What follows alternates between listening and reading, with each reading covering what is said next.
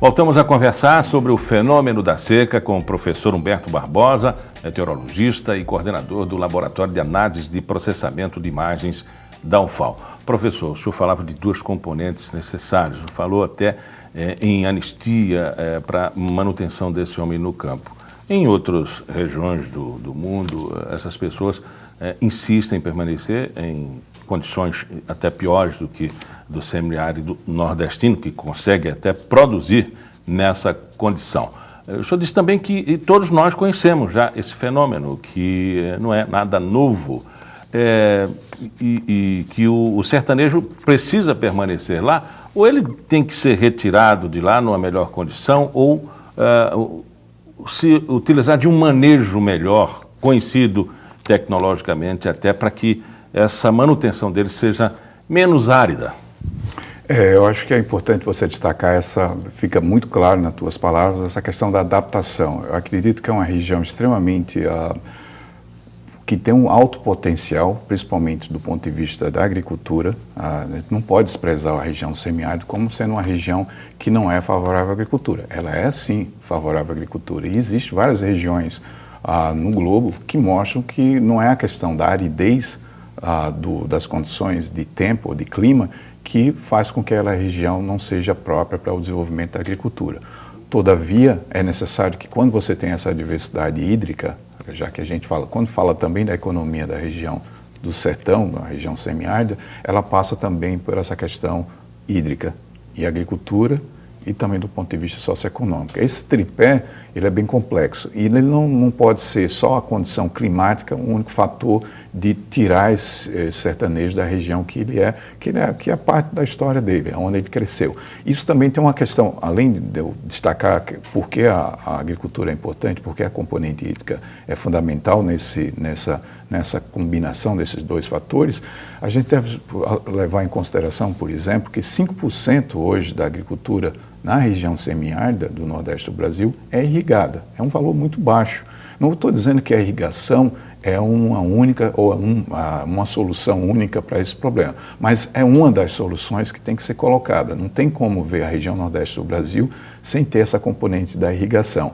E a irrigação é um pouco complexa, ela passa por vários fatores, mas hoje ela só representa 5%. Também tem a componente socioeconômica. A gente não pode tratar da seca apenas do ponto de vista meteorológico ou do ponto de vista hidrológico ou agrícola.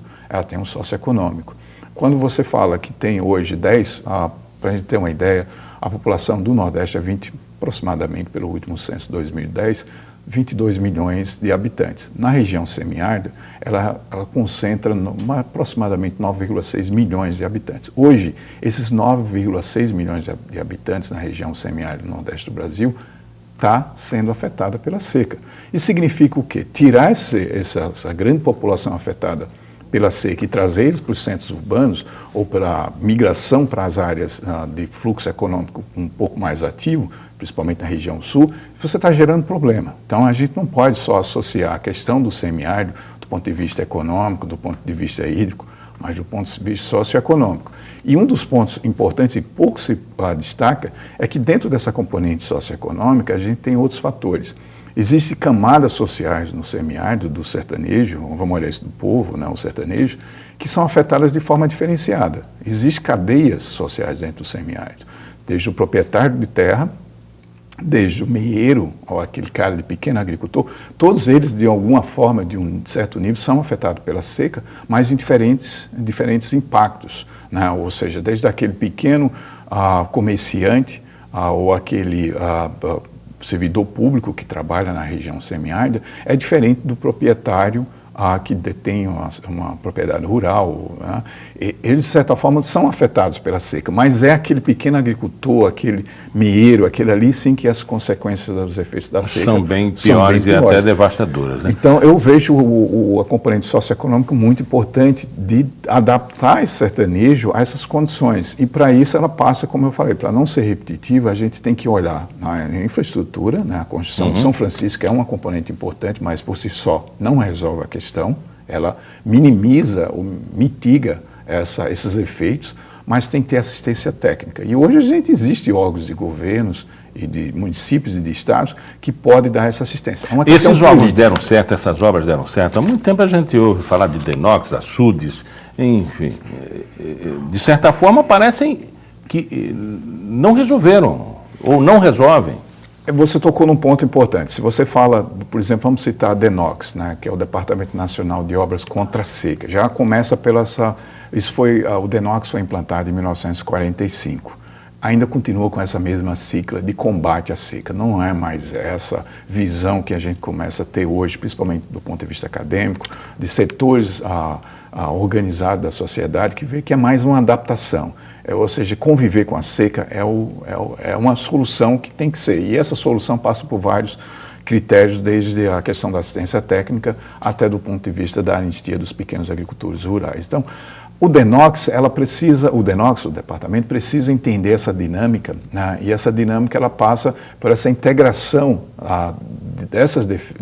desses órgãos no sentido de adaptar, de colocar obras de infraestrutura, por exemplo, cisternas, poços artesanais e subterrâneos, cisternas subterrâneas. E são obras que já vêm minimizando, mas elas precisam ainda mais desses órgãos que compreendam de como adaptar. A gente cita, por exemplo, eu tinha falado com você antes dessa entrevista, existem exemplos positivos, a gente tem que olhar nesses últimos 70 anos ou mais, desde o Denox foi implantado e outras medidas de governo foram tomadas, diretrizes, em alguns momentos foram bem estruturadas e em alguns momentos essas medidas foram diminuídas, mas é importante destacar que teve avanços, se a gente cita, por exemplo, porque essa situação hoje, comparado com há 30 anos atrás, com a grande seca de 82, 83, né, o impacto socioeconômico, o impacto do sertanejo é completamente diferente. Então, foram parte dessas medidas. E uma dessas medidas, a gente olha isso como bolsa estiagem, né, voltado especificamente para a agricultura, o seguro safra. Então, são medidas que minimizaram. Por exemplo, a construção de cisternas hoje está em torno de 700 mil cisternas foram construídas nos últimos 10 anos. Isso sim tem sido um efeito positivo. Porém, Miguel, existem outros pontos negativos. E isso a gente pode falar um pouco mais. O Conhecer vai fazer uma pequena pausa, mas voltamos em 2 minutos. Até já.